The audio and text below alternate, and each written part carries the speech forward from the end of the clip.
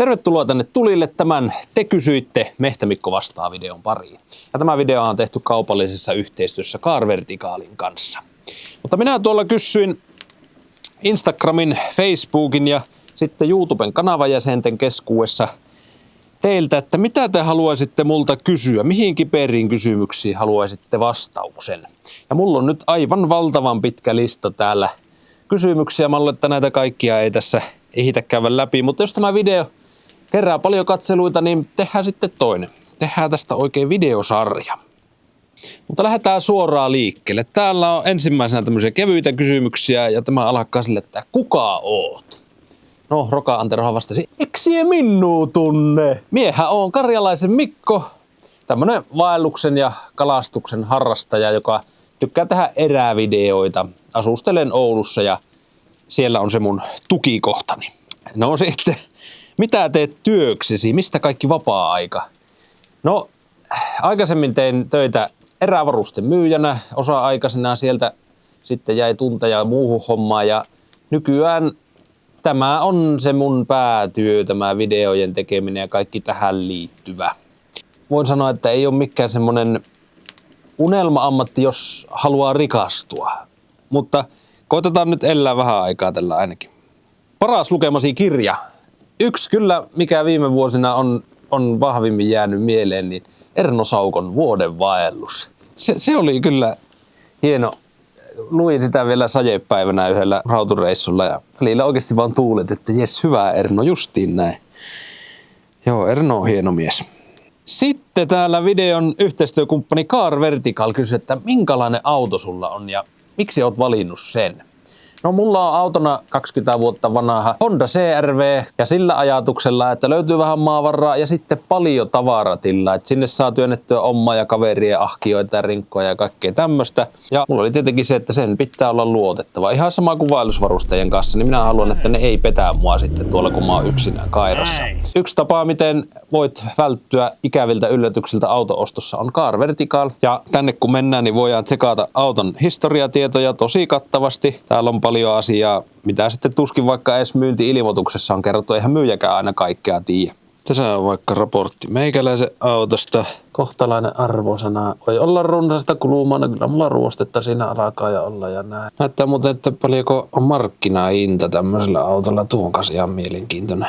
Eli rekisterinumerolla tai VIN-koodilla pystyy täältä tarkistamaan. Ja tässä on vaikka tämmönen Toyota RAV4. Heti jo ensimmäinen kuva näyttää siltä, että kaikki ei ehkä ole aina ollut ihan kunnossa tämän kanssa ja keltaisena helottaa, että jotakin on joskus tälle päässyt käymään. No sielläpä sitä on kuvaa vähän enäämpi, että tältä jos auto on joskus näyttänyt, niin jäisi kyllä itsellä ainakin ostamatta. Sitten mittarilukemaan käppyrä on siinä. Tässä ei ole käyty siinä kohtaa huijaamassa.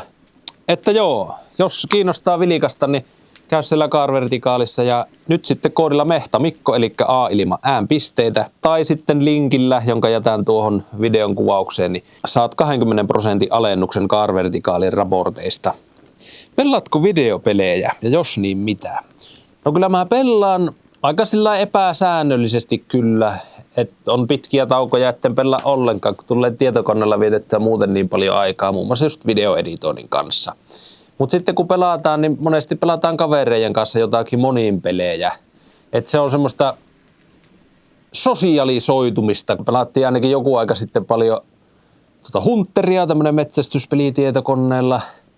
Pro League 2 on pelattu paljon, se on varmaan maailman paras kalastuspeli. Ja sitten nuorempana Carnivores 2, semmonen dinosaurusten metsästyspeli, oli kyllä aivan ykkönen. Ja Morrovindi, sitäkin joskus hakattiin kyllä paljon. Mitä kaikkea muuta vaeltamisen, kalastuksen ja videoiden lisäksi harrastat? No varmaan se on sitten tuo sähälynpelluu. Että terveisiä sinne vaan kesämies sähälyyn.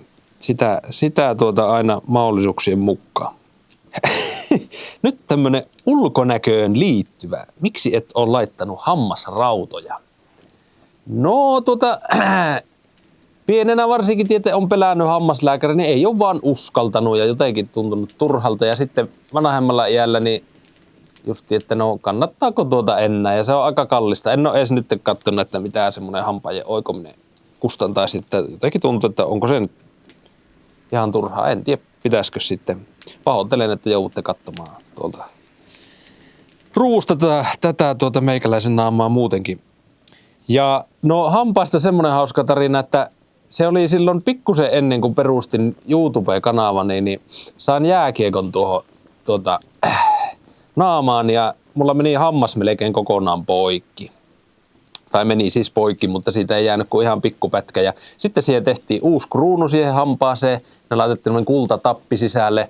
Että jos joskus löydätte minun raadon tuolta erämaasta, niin tiedätte mitä lähteä kaivamaan. No sitten se hammaslääkäri katsoi, kun se laittoi sen tapin ja siihen sen paikan päälle. Että no, tästä tuli vähän harmaampi kyllä kuin noista muista hampaista. Että toivottavasti se ei haittaa, että toivottavasti ettei mitään julkisia esiintymisiä vaikka teleekkarissa. Että no en minä.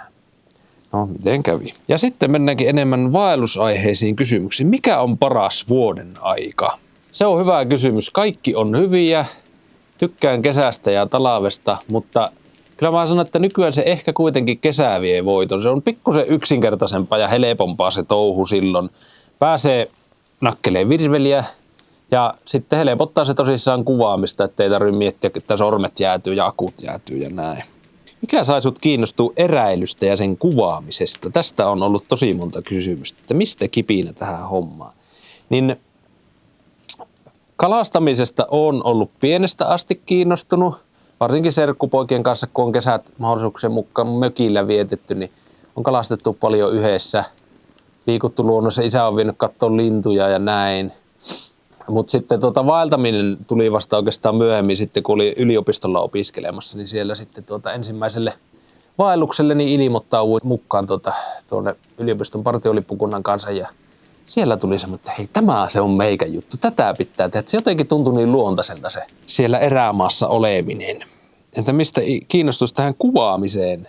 No, kuvaaminen ja elokuvien tekeminen on kyllä kiinnostanut niin pienestä asti. Siitä asti, kun on nähnyt elokuvan Jurassic Park. Sen jälkeen oli kyllä lapsena, että voitte kun pääsis joskus kuvaamaan itse jonkun Jurassic Parkin tai kuvaamaan oikeita dinosauruksia. No sitten jossakin vaiheessa kun sain omaan kameran, niin kuvasin lintuja jonkun verran ja sillä luontoa. Niin siitä se alkoi valokuvaamisesta ja sitten tuli myöhemmin tämä videoiminenkin. Teetkö retkiä, joita et kuvaa? No loppuimeksi aika vähän. Se, että tämmöisiä niin päiväretkiä, yhden yön retkiä, niin niitä nyt ei tule kuvattua. Et jotenkin haluan kuitenkin siihen semmoisen tarinan siihen videoon, että se on sitten niin mielekästä itsellekin tehdä. Etten väkisellä sitten tee semmoisia pikkupistoja ja koitan niistä sitten saada video. Että monesti tee sitten tuommoiset lyhyemmät reissut, niin voi olla kaverien kanssa ja sitten voi nauttia siitä olemisesta eri tavalla, kun ei tarvitse miettiä sitä kuvaamista. Mutta kyllä niin pitemmät retket niin, ja vaellukset, niin ei osaa lähteä enää ilman kameraa. Kyllä mä ne kaikki pyrin kuvaamaan ja taltioimaan. Milloin olet tehnyt ensimmäisen vaelluksen yksin ja minne? No se on itse asiassa minun kanavan ensimmäinen vaellusvideo. Se oli tuonne Ruotsin Abiskoon, sinne Ruotsin ja Norjan rajalle vuonna 2016 syysvaellus. Niin voitte käydä sen vaikka katsomassa, paljonko on niistä ajoista tekeminen ja ukko muuttunut. Mikä olisi hyvä kohde lähteä vaeltamaan, kun mukana on kaveri, joka kokeilee lajia ekaa kertaa? No kyllä mulla tulee mieleen Hettapallas, se on aika simppeli reitti ja siellä on hienot maisemat. UK-puistossa on myös hyviä reittejä ja sillä kohtuu helppo metsästä seutua. Ja sitten Käsivarren erämaa, se on kyllä varmaan ehkä, tai onkin minun mielestä Suomen paras kohde. Totta kai pikkusen haastavampi kuin sitten Hettapallas ja UKK-puisto, mutta kyllä uskaltaa lähteä, jos edes joku porukassa on semmoinen, joka on ennenkin käynyt. Ja sitten kysytään suosikkipaikkaasi eräillä Suomen kamaralla, niin kyllä se menee sinne Käsivarren erämaahan. Siltä löytyy Suomen hienoimmat maastot ja hyviä rautuvesiä. Oletko käynyt Vätsärissä tai aiotko käydä? Siellä olisi kalavesiä. Missä siellä on niitä? En ole käynyt Vätsärissä. Se on ollut kyllä pitkään mielessä tosi kauan, että siellä pitäisi käydä. Sitä aina niin kuin ihmiset puhuu siitä jotenkin semmoisena legendaarisena paikkana. Mutta se on aina mulla vähän jäänyt. Aina on noussut sen yläpuolelle sitten joku kohde vaikka Pohjois-Norjasta, niin on tullut lähettyä sinne. Vielä en ole Vätsärissä käynyt, mutta ehkäpä joskus. Milloin viikon vaellusreissu Oulun kaupungin rajojen sisällä pysyen? No sitten kun saadaan semmoinen sponsori siihen, joka maksaa siitä tarpeeksi. Mistä inspiroidut retkisuunnitelmiin ja kohteisiin vaikuttavia tekijöitä? Suurin osa reissusta nykyään niin perustuu sitten, mistä löytyy hyviä kalavesiä. Rautua tai taimenta, yleensä rautua. Se on varmaan ensimmäinen. Ja sitten toinen on se, että missä on hienoja maastoja ja missä voi kuvata hyvää videoa. Et sitten, no vaikka Ruotsissa on paljon paikkoja ja Norjassakin, missä ei saa lentää droneilla. Ja Ruotsissa on valtavia alueita, missä ei saa nykyään kalastaa. Se on ikävää, niin sitten moni hieno kohde on vähän niin kuin tippunut listalta pois. Mutta ne on ne isoimmat tekijät varmasti, mitkä siihen ensimmäisenä vaikuttaa siihen kohteen valintaan. Mikä on mielestäsi yliarvostetuin vaelluskohde? No en tiedä, voiko vaelluskohteita yliarvostaa. Enkä halua mitään kohdetta sillä heittää pussin alle. Mutta jotenkin ensimmäisenä tulee mieleen, että semmoiset paikat, missä käy kaikki muutkin. Niin itse tykkään semmoista paikoista enemmän, missä on sitä omaa rauhaa. Että joku, no halti vaikka on semmoinen, että sehän on, tietenkin siellä pitää kaikkien joskus käydä. Minäkin olen pari kertaa käynyt, että se on se Suomen korkein piste.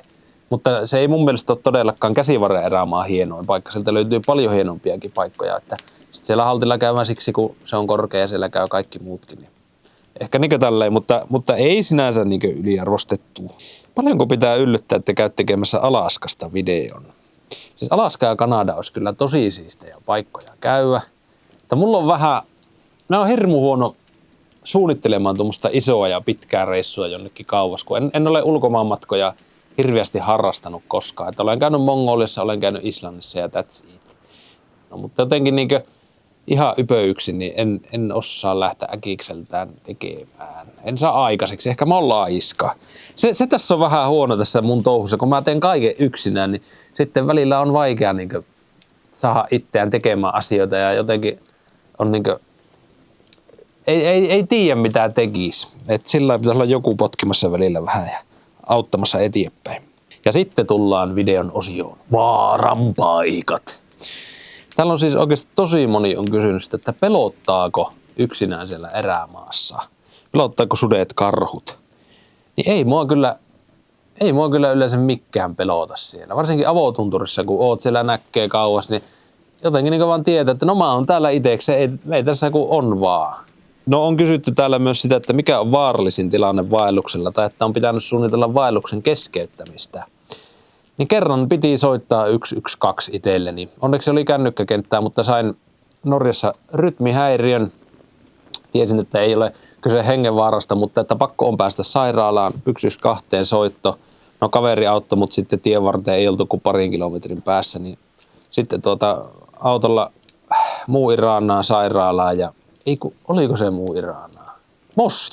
Mosjoenissahan minä olin, joo.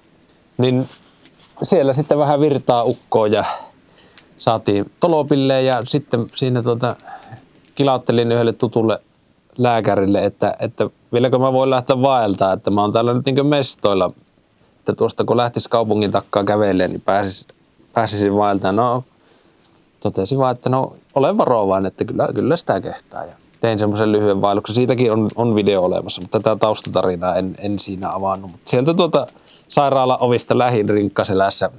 Se tuntuu kyllä hölmöltä, mutta reissu meni hyvin ja sen jälkeen on sitten operoitu tuo pumppu sillä, että ei ole enää tullut rytmihäiriöitä. Mutta sen operaation jälkeen oli kyllä yksi reissu, missä vähän pelotti, kun sydän ei ollut täysin palautunut siitä, vaan syke oli koko ajan koholla, niin sitä alkoi miettiä, että no onko ne kaikki hyvin ja ei oikein saanut nukuttua ja näin.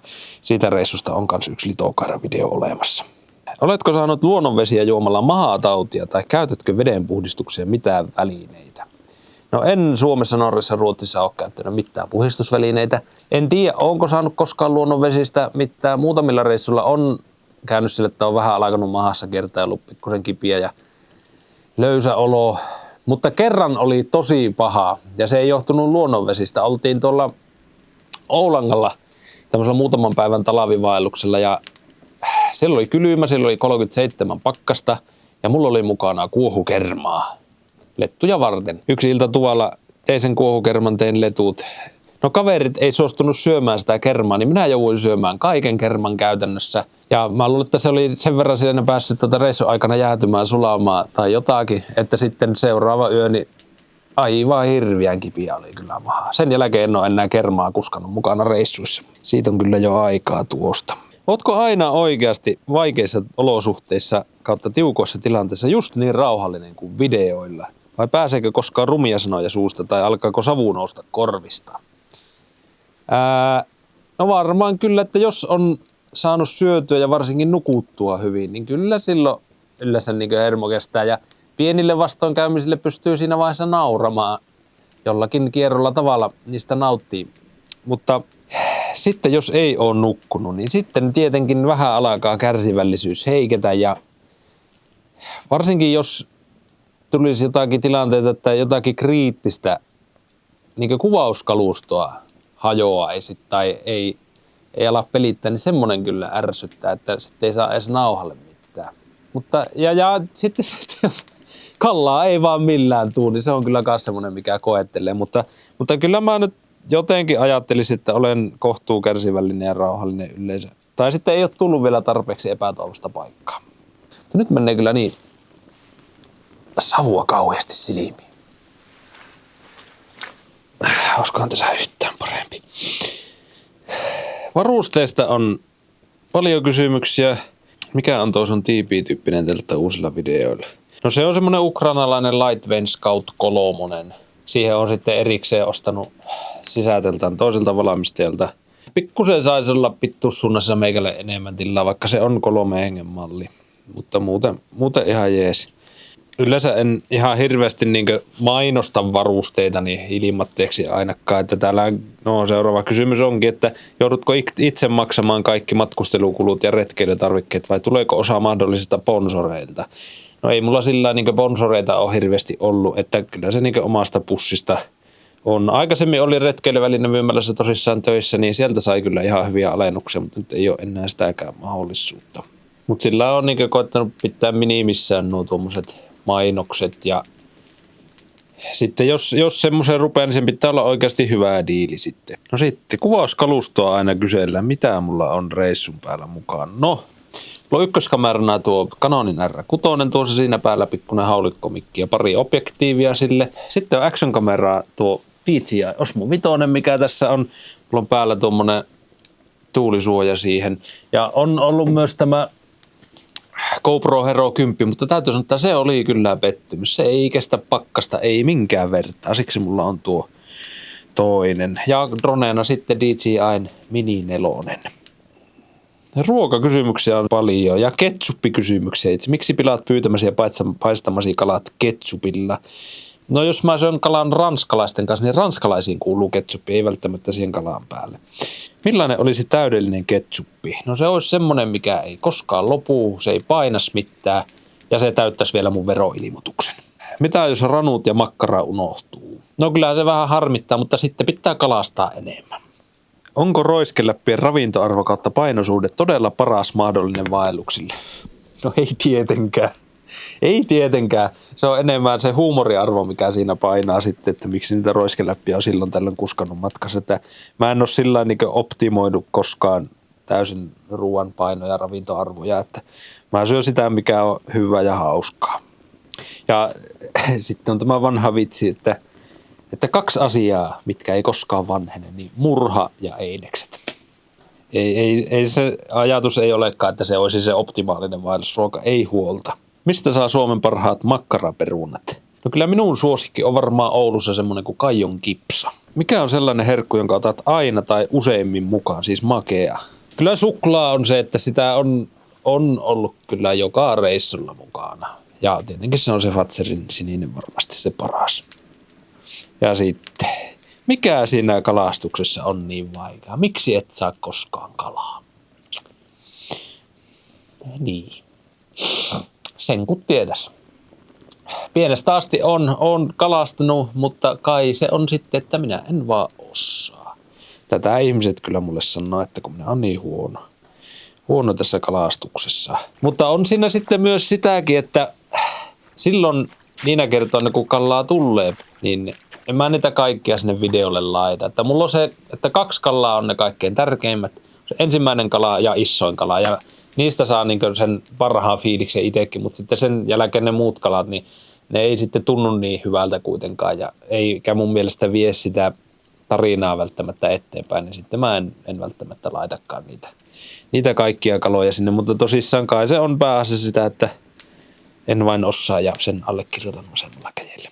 Miksi rautu? No kyllähän se rautu on varmasti sen takia, että se on se kala, mikä elää siellä minun suosikkimaastoissa, siellä kaikkein hienoimmassa avotunturissa. Ja sitten nuorempana tykkäsin kalastaa paljon kirjolohta, niin vähän sille luontaista jatkumoa, että tykkää, että ne kalat on vähän isompia kuin tämän kokoisia.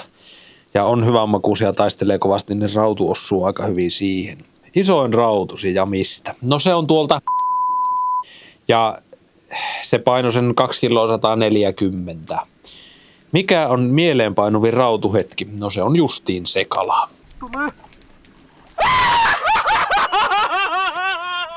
Jos kesällä pitäisi ottaa 5 viehettä kairaan mukaan, mitkä ne olisi? No suuri osa Lapin vaeltajista varmaan sanoo, että lottolippa, ja kyllä mä luulen, että sekin mulla 5 kärkeen menee. Mutta vielä enemmän tykkään heittää pikkusia lusikoita. Ja niitä mä ottaisin parikin mukaan, se on hyvä, kun sen voi vajottaa, mutta sitten niitä jää välillä sinne pohjaankin. Niin siksi useampi niitä, ja musta pikkunen liitsi, varmaan se on toisinaan ihan toimiva. Ja sitten vaappu, Abun Tormentor 7-senttisinä, niin se on ollut kyllä aina yksi mun suosikki. Ja se on se uintiliike semmoinen tosi laajapotkunen, niin sillä saa monenlaista kalaa. Tuleeko rautua joesta vai onko ne aina poikkeuksetta syviä tunturijärviä? No kyllä ne yleensä on niitä järviä. Se pitää olla se syvännekin siellä järvessä, että jos katon ilmakuvasta, että no tuo on täysin matala lampi, niin sinne en kyllä yleensä lähde. Mutta että monesti on hyviä semmoiset järvet, missä on syvää, mutta sitten on myös sitä matalaa. Niistä saattaa tavoittaa ison rauvun. Joskus rautua on myös joessa, mutta tosi harvoin olen joesta itse saanut. Pääasiassa ne on tosiaan tunturijärviä. Mistä löydät kalapaikat? Teetkö omaa tutkimusta karttojen pohjalta vai saatko vihjeitä vai miten? No sekä että. Tutkin jonkun verran karttoja, tosissaan ilmakuvia varsinkin sieltä saa vihjiä. Ja rautua kun haetaan, niin puurajan yläpuolelle yleensä kannattaa lähteä. Mutta sitten tosissaan niin saan paljon ihmisiltä myös vinkkejä ihan niin kuin tutuilta, mutta myös sitten seuraajilta. Täytyy sanoa, että valtava kiitos kyllä, että olette minuun niin luottanut, että olette paljastanut näitä paikkoja ihan kysymättä. Että pyrin kyllä aina pitämään sillä YouTube-videolla, että ne ei ihan niin ilmiselviä olisi, että missä ollaan liikenteessä. Et vaikka kyseessä ei välttämättä edes olisi hyvä kalapaikka, niin en halua kuitenkaan ohjata sitä kalastuspainetta aina jollekin tietylle järvelle. Niin sen takia pidän suurimman osan kalapaikoista niin salassa siellä. Kalaa, jonka karkaaminen harmitti eniten. No, ensimmäisenä tulee mieleen se oltiin serkkupojan kanssa, siitä on aikaa jo melko kauan ennen YouTube-videota kuitenkin, niin kalastamassa haukea. Rannalta heiteltiin ja mulla iski se elämäni kalaa kiinni. Tuntuu, että no ei se tuu lähemmäksi se hauki sieltä ollenkaan ja se oli vielä oma tekemällä uistimella. Sitten kun lopulta saatiin sen rantakaislikkoon, serkku oli siellä haavin kanssa valaaminen. Se vaan että ei tätä pysty ottamaan tänne haaviin, että ei tämä mahu tänne. Ja ei sitä pysty ottamaan tuosta niskastakaan, että tämä on tämä selkä niin leviä. Minä en itse nähnyt sitä kalaa siinä vaiheessa, mutta no, on se kyllä iso. Ja no ei se lopulta sitten kaveri koitti ujuttaa se sinne haaviin ja ei muuta kuin yksi iso molahus ja siima poikki ja sinne meni kala, sinne meni uisti. Ja siinä vaiheessa lensi virveli mäkkeen mulla ja kyllä se harmitti. No sitten jonkun ajan päästä mä sitten, kun oli suurimmasta harmituksesta päässyt, niin palasin siihen rantaan ja kahalasin sinne vetteen ja sillä tummassa veessä sitten ei kauhia, hirviä iso pyrstö tuossa heiluu ja evää. Siinä se kala on. Mä en päätä en nähnyt, en tiedä kuinka kaukana se siellä oli. Että ei oikeasti, siinä se on ja mitä mä teen ja koitin sitten lähestyä sitä päätä, että jos sen saisi sieltä nostettua, mutta ei. Haukihan oli kerännyt voimia ja karkasta. Se on harmittanut. 10 kilon hauki on kyllä semmoinen, mikä on aina ollut niin haaveena. Saahan vielä en ole semmoista nostanut. Jos saisit kalastaa yhden päivän kenen tahansa kanssa elävän tai kuolleen, kuka se olisi ja miksi? PS. Kuollutta ei saa käyttää syöttinä. No ensimmäisenä tuli mieleen Kekkonen. Kekkonen on ollut kova rauvunpyytäjä, tai ainakin väittää olleensa. Tarinat kertoo näin. Mutta kyllä mä luulen, että se olisi kuitenkin Lars Monssee ehdottomasti. Mä luulen, että Monsseenin kanssa olisi hauska käydä kalalla. Harrastatko metsästystä? Jos niin mitä ja jos ei, niin miksi et? No en ole koskaan harrastanut metsästystä. Että mulla ei ole sillä nuorempanakaan ollut lähipiirissä oikeastaan ketään, kuka harrastaisi. Niin se ei ole sitten sitä kauttakaan tullut. Ja sitten myöhemmin, niin kun on harrastanut luontokuvaamista ja on miettinyt sitä metsästämistä, niin kyllä on niinkö ollut itsellä se olo, että jos pääsee lähelle sitä eläintä, niin kyllä mä mieluummin haluan siitä sen hyvän kuvan kuin että ampusin sen. Mutta ei sillä siis metsästäminen olisi varmasti niin tosi mielenkiintoista ja varsinkin joku ajatus jostakin jousimetsästyksestä niin olisi ihan siisti, mutta en ole sillä nyt ajatellut, että alkaisin kuitenkaan siihen. Ootko harrastanut lintujen tarkkailua kautta miten tunnet lintuja niin hyvin? No en minä nyt väitä, että mä kauhean hyvin tuntisin, haluaisin tuntea paremmin, mutta on sillä lailla kyllä harrastanut ja opiskellutkin aihetta, että olin yliopistolla biologialla ja siellä sitten käytiin muun muassa lintujen lajin tuntemusta ja olen vähän lintuja rengastanutkin joskus ja näin, että on se kiinnostanut ja itse asiassa yhtenä keväänä vedinkin muutaman reissun lintuoppaana ulkomaalaisille ryhmille ja se oli kyllä hauskaa hommaa sillä, mutta ehkä haluaisin kuitenkin olla vielä vähän parempi siinä touhussa, että uskaltaisit tuommoisia opasreissuja tehdä enemmänkin. Otatko ensi vuonna 100 linnun bongaushaasteen vastaan? No ehdottomasti. Kyllä mä oon aina kirjannut mun lintuhavaintoja ylös ja kaveri teki semmoisen sovelluksenkin Androidille kuin Pinnasieppu, että sinne mä aina kirjaan niitä ja kyllä mulla on joka vuosi se 100 lintua tullut kyllä täyteen, että sitten omasta aktiivisuudestakin, että paljonko on päästy yli. Oletko ajatellut pitää fanitapaamista vaikka Oulussa tai jonnekin erämessuille, että sais fanit nähdä sua liveenä? No, oon mä joitakin tässä pitänyt, kerran olen erämessuillekin käynyt lavalla vähän kysymyksiin vastaamassa ja sitten tämmöisiä niin puhujakeikkoja mä silloin tällöin ja aina kun joku taho innostuu, että no voisitko tulla käymään, niin ne on ollut kyllä tosi mukavia kertoa omia vaellustarinoita siellä ja jutella tosiaan ihmisten kanssa, niin siitä on tullut kyllä aina hyvää mieleen. Tuntuu vähän jotenkin pöljältä, että mulla on jotakin faneja, mutta siis mahtavaa se, että on pystynyt innostamaan ihmisiä sillä, että ihmisiä kiinnostaa. Niin. Joo, ehdottomasti, jos tiedätte jonkun tahon, joka voisi ottaa puhujia tai järjestää tämmöisiä, niin vinkatkaa sinne, niin toivottavasti saadaan järjestämään. Miten olisi faniretki? Vedätkö joskus retken seuraajille? No, mä oon muutaman pikkuretken vetänyt, mutta lähtökohtaisesti en sillä, varsinkaan jos pyytäisi jotakin pitkää reissua vetämään, niin tuntuu, että on siinä niin paljon vastuuta sitten ja sitten lähdet tuntemattomien ihmisten kanssa tuonne korpeen, niin kyllä mä mieluummin menen siellä yksinään ja teen sitä omaa hommaa, mutta toki taas jos tarpeeksi maksetaan, niin kyllä jotakin pikkuretkiä, no miksipä ei. Tilanteen mukaan, mutta hyvin harkiten olen näihin suhtautunut, että en ihan valtavaa määrää. Ootko ajatellut tehdä fanituotteita, vaikka mehtämikkopaitoja?